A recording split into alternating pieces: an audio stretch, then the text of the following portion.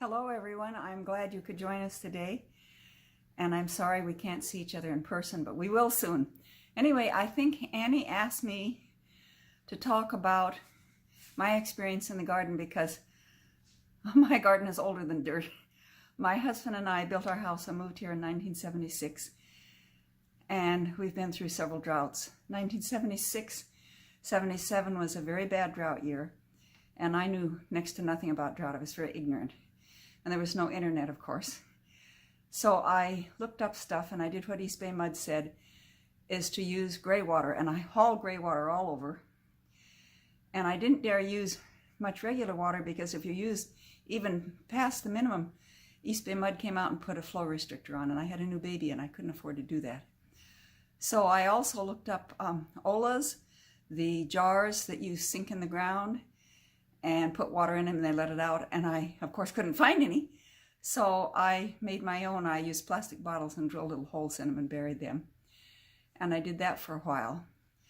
And just before we had moved, I had taken a class on landscaping and I bought 100 plants and put them in, and of course with 15 inches of soil and gophers and wind and the drought, I lost almost all of them. And it was a big blow because it was expensive and we didn't have much money.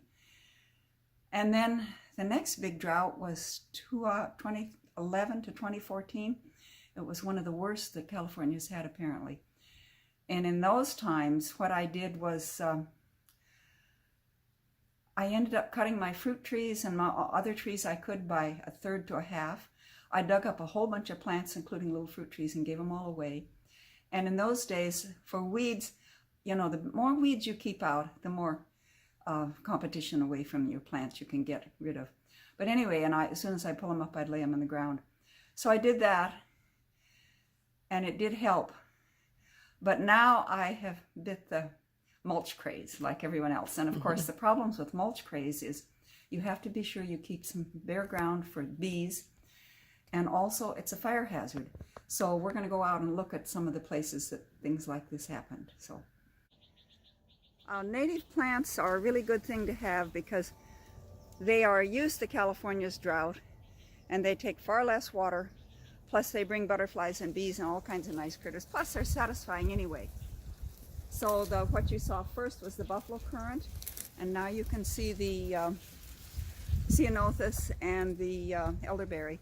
And this has about 2 to 3 inches of mulch, if you want to show how much mulch is on the ground. And this area I had ripped out a whole bunch of stuff, so this is not too bad here. Well, maybe there's an inch of mulch.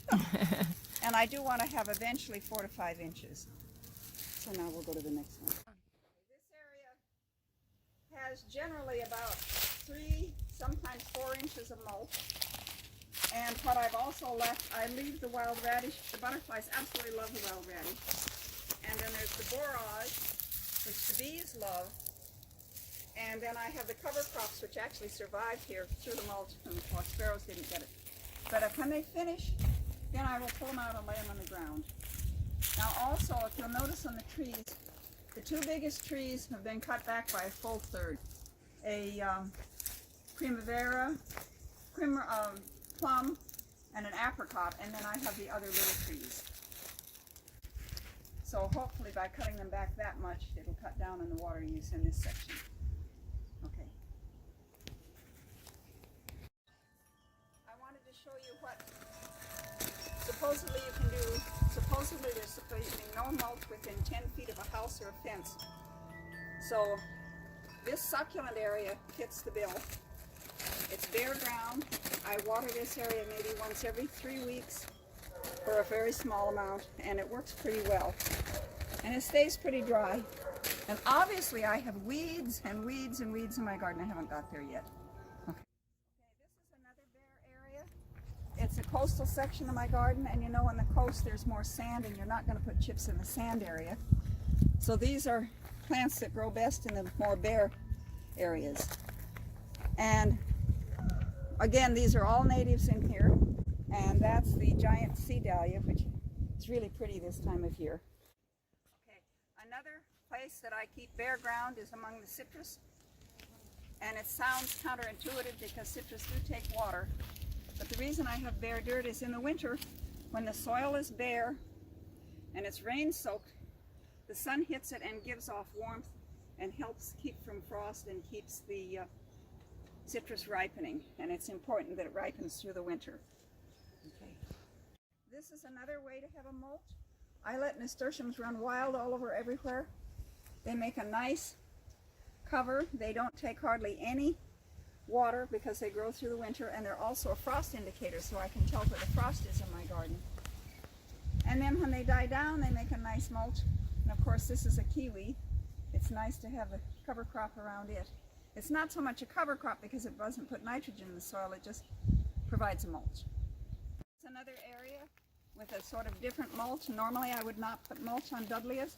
However, it blows off the pine tree and it makes a thin mulch which keeps some of the water off, and yet it doesn't keep the sun from hitting that. And also to the left there is a pink jade, which I'm going to be giving pieces of that away. In a couple weeks I'm going to have another plant giveaway. So in summary of all of this is you can mulch, but you have to watch out for fire danger. Pull out as weeds as possible. You can use them as for mulch too. Natives are good. And I have to, when I go to Annie's Annuals, I have to zip shut my purse.